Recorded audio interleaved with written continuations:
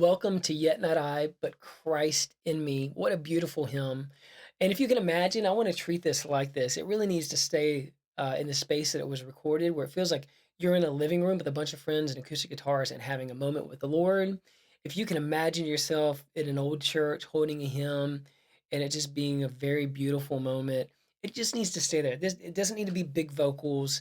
We want to keep everything as straight tone as possible. Keep it pretty hush and reverent if you can musically, if that makes sense.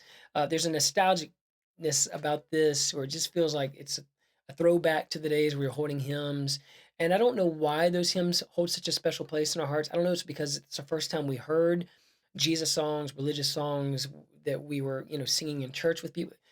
There were no worship songs, praise and worship, and especially the way worship songs are written today, and that's neither bad or anything. I'm not suggesting anything like that, but it just there seemed to be like a reverence, or like when we're holding a hymn book, it feels special, it just, I don't know what it is.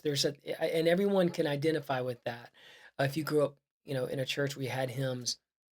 So when you're singing this, imagine that you're kind of creating that reverence space. This is a prayer. And so we want to sing it like it's a prayer. Keep it straight tone, hush. Build it a little bit as it gets a little more intense in the end, but it never really gets big. So don't big vocal it, no big vibratos. Definitely keep it bright, because even Joy and I, when we were singing our parts, it gets low for the girls and the guys. So try to keep it at the front of your face. Don't do it here because then we can't understand what you're saying. Don't swallow the tone. Keep it here. Okay. So that way we just understand what the words are, because people are going to want to sing along, and they're going to want to know what you're saying. So if they can't understand you, they're going to be like, and so we don't want that. We want them to understand so that they can join in and pray and worship with this. Okay. So I do. This is a beautiful song. So yet not I, but Christ in me. The night is dark, but I am not forsaken. For by my side, the Savior, He will stay.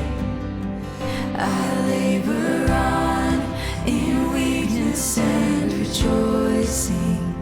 For in my need, His power is displayed. Okay, let's talk about the verses. On this song, there are 4 verses, and we come in with a harmony part on the second verse.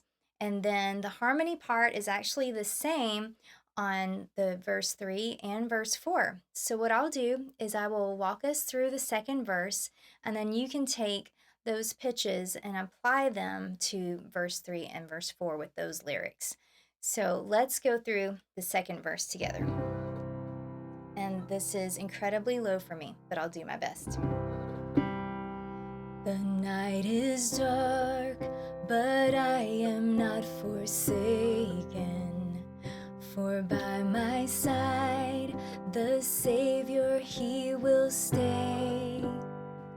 I labor on in weakness and rejoicing. For in my need, His power is displayed. So if those notes are low for you too, just try and keep them breathy and supported, and I'm sure it's going to come out great. Be sure and check out the video on the chorus.